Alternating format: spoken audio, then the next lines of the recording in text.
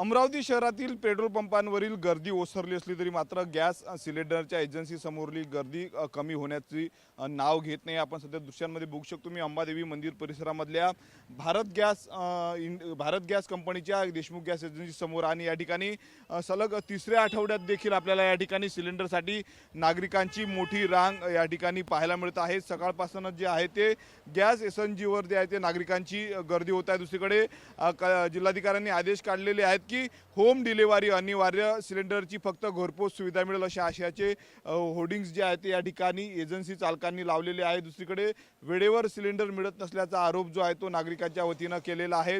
30 तारखेपूर्वी ज्या लोकांनी बुकिंग केलेली आहे त्या लोकांना घरपोच जे आहे ते सिलेंडर मिळत असल्याचा दावा जो आहे तो गॅस एजन्सी चालकांनी केलेला आहे। पण दुसरीकडे सिलेंडरच घरपोच मिळत नसल्याचं जे आहे ते ग्राहकांनी म्हटलेलं आहे। आपण दृश्यांमध्ये बघू शकतो सकाळपासून जे आहे ते या ठिकाणी रांगा नागरिकांच्या लागलेल्या आहेत। सिलेंडर घेऊन काही नागरिक या ठिकाणी आपण वृद्ध म्हातारी या ठिकाणी आपल्याला पाहायला मिळते। आजी केव्हापासून आली सिलेंडर घेण्यासाठी? किती वाजता आली सकाळी सिलेंडरसाठी? आता आली घंटाक झाला। किती दिवसापासून सिलेंडर मिळालं नाही? मला ऐकायला नाही येत. किती दिवस झाले सिलेंडर मिळालं नाही? काय बोल किती दिवस झाले सिलेंडर मिळालं नाही? किती वाजता आली ती सांग. किती दिवस झाले सिलेंडर मिळालं नाही? होय काय होय किती दिवस झाले सिलेंडर मिळालं नाही? आपण बघू शकतो रगरक्त ऊन आहे आणि अशा उन्हीमध्ये जर आहे ते अशा पद्धतीनं वृद्ध लोक या ठिकाणी सिलेंडरसाठी गर्दी करतात, रांगेमध्ये बसलेले आहेत। खरं तर दुसरीकडे एजन्सी चालकांनी वृद्ध लोकांसाठी एक वेगळी लाईन तयार केली पाहिजे, परंतु वेगळी लाईन कुठेही नाही। ज्या पद्धतीनं बाकी लोक रांगेमध्ये उभे राहतात त्याच ठिकाणी वृद्ध लोकांना देखील उन्हामध्ये जे आहे ते उभं राहावं लागत आहे। जवळजवळ 9:30 वाजता जे आहे ते गॅस एजन्सी दुकान जे आहे ते गॅस एजन्सी सुरू होते, परंतु त्यापूर्वीच जे आहे ते मोठ्या प्रमाणावर गर्दी या ठिकाणी लागत आहे। जवळपास अमरावतीचं तापमान 40 अंशाच्या जवळपास पोहोचलेलं आहे आणि अशा रगरगत्या उन्हामध्ये जे आहे ते नागरिकांना या ठिकाणी सिलेंडरसाठी तासनतास आपल्यासोबत काही नागरिक आहेत। केव्हापासून आलेत काय सांगणार? 7 वाजतापासून आलो बा। काय म्हणणं आहेत एजन्सी चालकांचं? का अजून कोणीच नाही आलं इथं सा.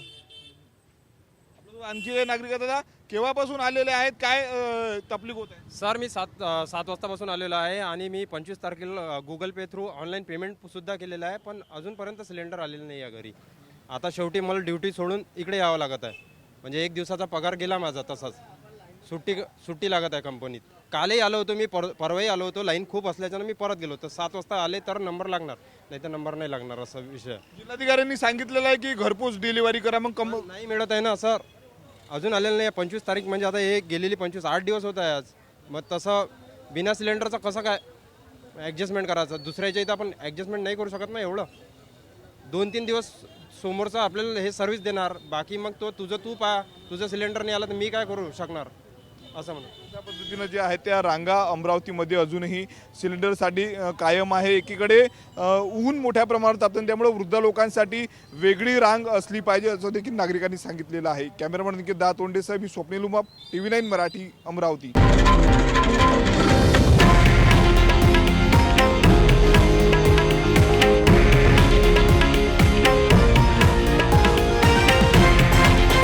हे आहे देशातील नंबर 1 न्यूज नेटवर्क आणि आपण पाहत आहात TV9 मराठी, एकमेव।